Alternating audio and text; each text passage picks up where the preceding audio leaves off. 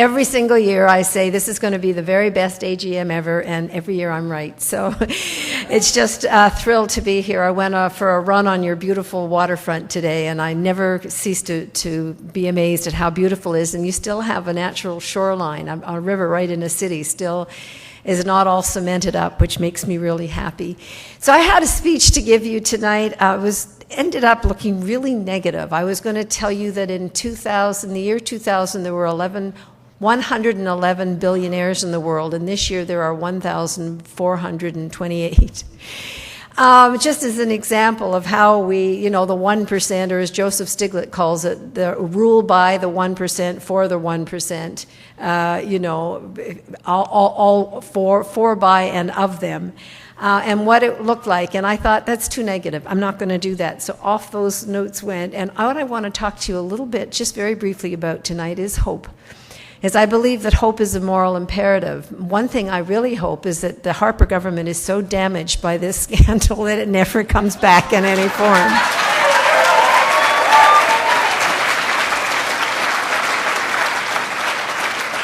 I personally thank Mike Duffy. Thank you, Mike Duffy. I have Mike Duffy stories if anybody wants to hear one. I have some good ones.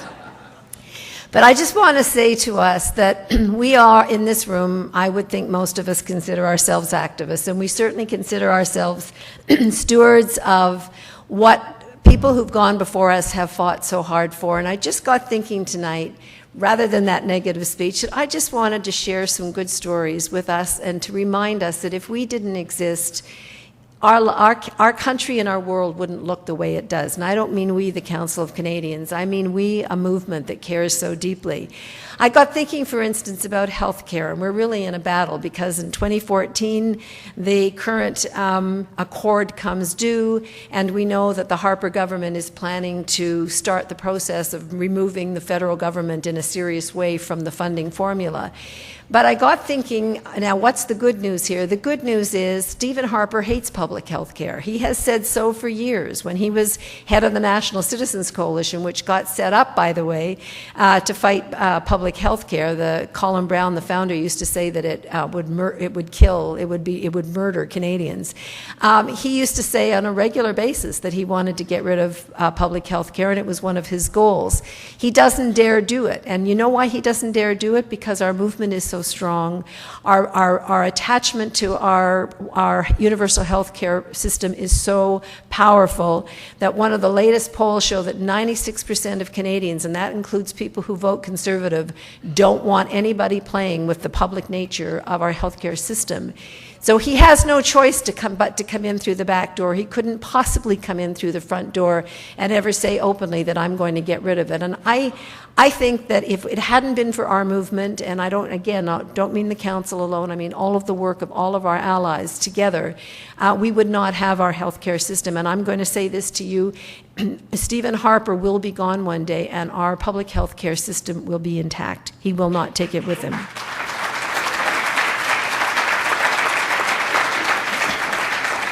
On trade, look, I've been fighting bad free trade agreements since 1984, I guess, when we first found out about the Canada-US free trade agreement, and I've been watching how we change hearts and minds, and it's a big, tough fight. We're right in the middle of a tough fight right now with the Canada-European CETA, Comprehensive Economic and Trade Agreement, and it's been an uphill struggle because for so many people, they look at Europe and they say, but Europe has stronger and better social programs, better labor standards, and so on, so isn't it better to have that kind of an alliance than necessarily with the United States? So it's been harder to get that reaction going until you start to show people, well, Europe is going through the same kind of austerity program, the same massive privatization that North America is going through, and in fact, in a way, they're leading the way. And also, this is corporate Europe and corporate Canada that are making a deal in their image. This has nothing to do with the people in either of our countries who fight for labor standards and social security and environmental and health and safety standards and so on. It's got nothing to do with us. We get left behind. But I got thinking about, well, first of all, again, what's the win? Okay, they have announced an agreement in principle, but we've held it up for over 2 years. They were supposed to sign this thing a long time ago. And we worked with the municipalities and the provinces, and we know that we have churned up the butter here until it's really clogged up the works in many ways, and we're still continuing to fight, and we have absolutely no intention of giving in. We're now not only going to continue to work in Canada now that the information is going to come out about what's in CETA, but also to work with the European allies, who are now, by the way, getting more interested, because now the European Union is looking at signing a similar agreement with the United States. So all of a sudden, we're having allies who said, oh, I can see it's not good for Canada, but it's a small thing. All of us saying, uh-oh, now we've got this agreement with the United States. So I do see a resistance growing, and but it got me remembering the fight we've had against these trade agreements, and we won so many fights. We won the hearts and minds of the majority of Canadians on the Canada-US Free Trade Agreement, and we would have won the election if the vote hadn't split between two parties that were opposed and the one party that was not got in. And similarly, we got the Chrétien Liberals to promise to make fundamental changes, 6 fundamental changes to NAFTA, which they did not make. They lied, and I will always remember watching Jean Chrétien when he announced, the first announcement he made was that he would ratify NAFTA, and he hadn't made any of those changes. He didn't have the guts to look into the camera. He looked at his shoes, and I remember thinking, you know you lied, and you know you're lying now. But we didn't. They got it through the back door because we changed hearts and minds in this country. We worked then tirelessly with our colleagues in Latin America to stop the spread of NAFTA. It was called the Free Trade Area of the Americas. We won it. We'd stopped that in Latin America. And there are very different trade blocks being put together there, built on the concept of what President Evo Morales of Bolivia calls living well, not living better, which I think is an absolutely key concept for us to embrace.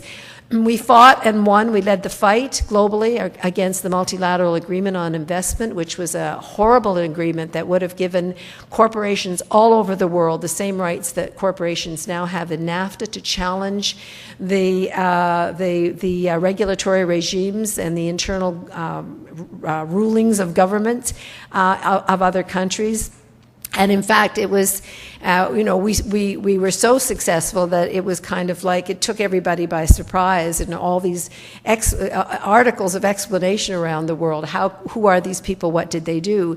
We have brought the WTO to its knees. The reason that there's a CETA and that the reason that there's a Trans-Pacific Partnership is that the World Trade Organization is moribund, because we, working alongside our allies in the Global South in terms of both our civil society and labor allies, but also the countries, have said the rules of the WTO that favor the rich, that favor the powerful, are simply not going to be the rules of the world. And I remember when we went to Seattle, and some of us will say we were in Seattle even if we weren't, because it's like Woodstock, you have to pretend you were there, right? But I really was.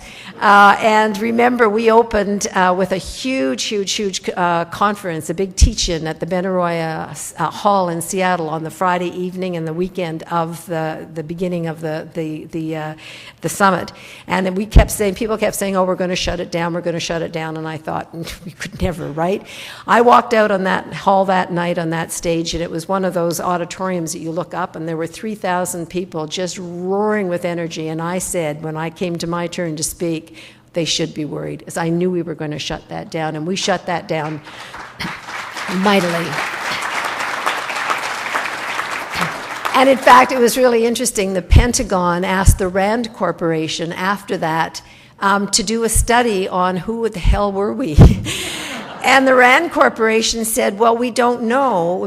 We can't find their headquarters. I'm not making this up. They said we're like a group of mosquitoes, that there are a lot of us that we sting and move on, and they couldn't figure out where we were headquartered, but they figured that we were going to be around for a long time and cause a great deal of trouble. And I can tell you, I have been until the last couple at every single one of those WTO events, and I have been pepper sprayed and tear gassed around the world. My favorite was Hong Kong. It had a little something, I'm not sure what was in it. we hid under bushes, weeping with this stuff, and then thought we are going to get trampled together. So being able to see or not, you're going to move real fast here.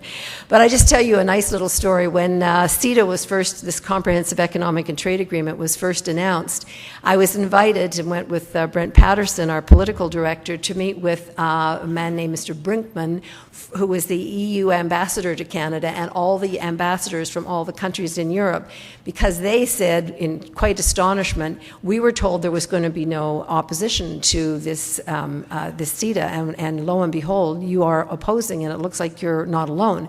So we gave them a very, very passionate discussion and talk, and basically my fundamental point was, this is about more trade, more destruction, more stuff, unlimited growth. The planet simply cannot handle it. And they argued back and forth, and we had this ideological discussion up here. And then when Mr. Brunkman walked me out to the elevator, he leaned over and he said, "You know, I agree with you. I really do. I'm really worried about the Earth, and I'm really worried about the next generation." It was just one of those human moments that took place, and I did not promise him that I would not tell you that. And just want to say, on trade and on health and on so many issues, we have these wonderful allies, and right across the board, but I do want to name two, and one of them is the Canadian Union of Public Employees, and the other is Unifor, the new wonderful community committed union that has been formed, and it's just really, really important that we build that.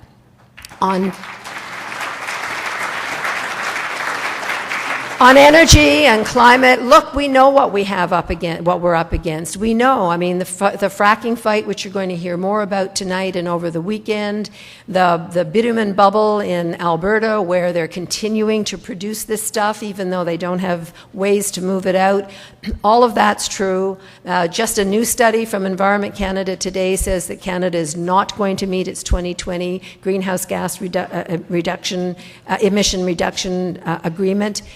Because of the tar sands and fracking and other fossil fuel production. We know all that. This is something that we know. But I want to say that the reason there's a bitumen bubble in Alberta is they can't move their damn stuff through the pipelines because we won't let them. We won't let them build them. And this has been incredible. There is an incredible movement in British Columbia against these pipelines, including fracking pipelines that they wanted to build as well. First Nations have said, communities have said, municipalities have said to these pipeline companies, you will not pass. You simply will not pass. I don't know who's going to let you get as far as my door, but you will not get past my door.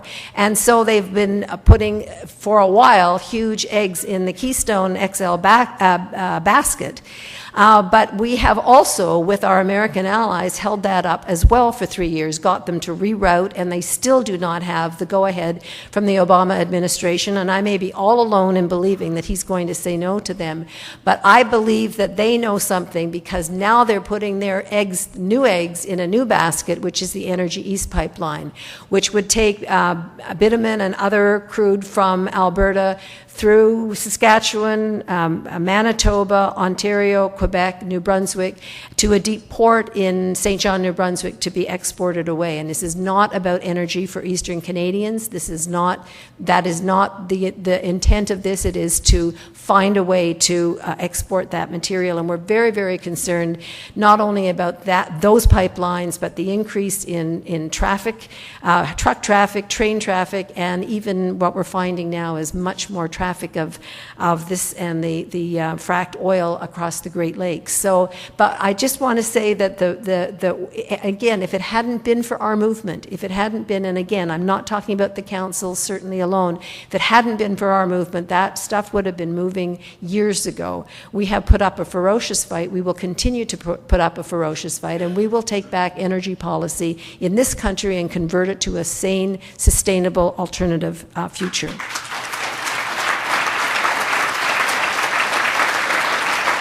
And just a big, big, big shout out to the Elsipogtog First Nation in New Brunswick and all the people supporting them. The courage to stand up in the face of that brutality has been incredibly important, and we stand in total solidarity with them. Electoral fraud. What would have happened if the Council of Canadians and some brave citizens in 6 ridings across this country had not stood up and said it is not acceptable that we were getting phone calls during the last election saying you should go to, the place that you thought you would go to vote is not where you're going to go somewhere else.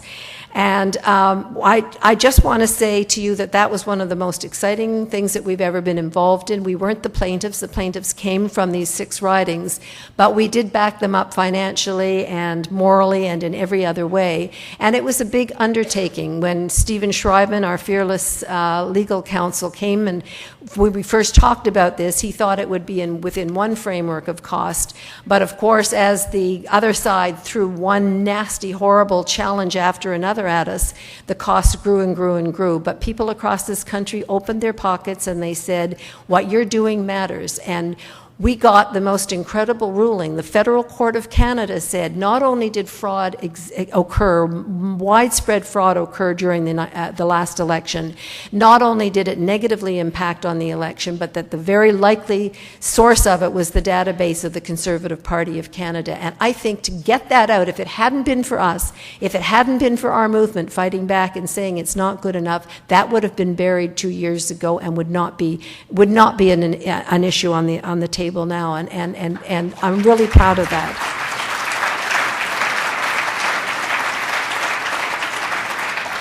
And finally, and I'm going to stop because we have wonderful speakers to hear tonight, but I just want to say a word for the fight around the human right to water, both here in Canada and around the world. Because it's something that I am just so enormously proud of. And again, we had an international group called Friends of the Right to Water, which was many civil society groups. We have Friends of the Right to, Canadian Friends of the Right to Water here in Canada that really tried to embarrass and hold up our government. I mean, our government, the Harper government, led the fight at the United Nations to oppose the human right to water and sanitation. And it is just such a sweet kind of victory that it came out, so much of the impetus and the leadership came out of Canada for the human right to water. And people say to me all the time, well, Maude, that's such a motherhood. Of course, the human right to water. It's a motherhood. And I will say to you, well, if that's true, how come it took us 2 decades to get it recognized? You got to understand what we're dealing with. In the global south, more children die every day of waterborne disease than all forms of violence, including war. It is the single largest human rights issue in our world. And in every single case, if their parents had money, those children would not be dying. I mean, this is, an extraordinary situation. And when you realize that we also are a planet running out of fresh water and that the demand is going straight up and the supply is going straight down because of our abuse, mismanagement, displacement of water sources, we realize that we have a time bomb sitting with us and that we have to do things fundamentally different. In my book, I call for a new water ethic based on the notion that water is a human right, that it's a public trust and a common heritage that cannot be owned or appropriated by private profit when others are dying for lack of money, that water has rights too, and that we have to fiercely protect watersheds and rebuild water retentive landscapes, and that water will teach us how to live together, that instead of being a vehicle for conflict, it is absolutely possible that water is nature's gift to humans to teach us how to live together. And armed with that kind of argument, we went to the UN, and it really was kind of a fluke. In 2008, 2009, a wonderful man named Miguel Descado Brockman, who's a liberation theologian priest from Nicaragua, who was one of the leaders of the fight against the Reagan invasion of his country, was elected president of the UN General Assembly, which is different than the Secretary General. Every year there's a new president. He contacted me before he started and he said, I want to promote the human right to water. Will you work with me? And I said, yeah, well, I think so. Maybe. Have I got something else to do? I think so. And then we teamed up with a man named Pablo Sono, who was then the ambassador from Bolivia, to the UN. Bolivia is a landlocked country, largely indigenous, very poor, whose children are dying. And the three of us put together a team and a plan with a group of others, and we pushed this thing forward ruthlessly and relentlessly. We put forward the resolution in June of 2010, and country after country reacted, just furious. We're not ready. We need more study. We need more time. We need more research. They asked him, the resolution actually called for the United Nations to recognize the human right to water and sanitation. They tried to get him to drop sanitation. He said, it's dirty water that's killing people more than lack of water. It's dirty water. I will not. And he said, so it was clear it was going to go to a vote. He said, I would rather lose a good resolution than win a bad one. And so he stuck with the language that we had developed. And on July 28th, 2010, it went to the General Assembly vote. A number of us were in the balcony holding hands. I was sure we were going to lose, saying to each other, well, don't worry, we'll be back in 5 years, and this time we'll win. It went to a vote, and 122 countries voted in favor of the human right to water and sanitation. Not one, including Canada, had the guts to vote against it, even though they were against it. They abstained. And then I'll just never forget, Ambassador Solon was up in the balcony with us, and he kind of had his arms crossed like this. And one after another, this is after the vote, Canada, the United States, Great Britain, and a number of them got up and turned and lectured him like this and said, we weren't ready and you forced this. And he stood there with this great big shit-eating grin on his face, as if to say, what part of I just won and you didn't do you not get?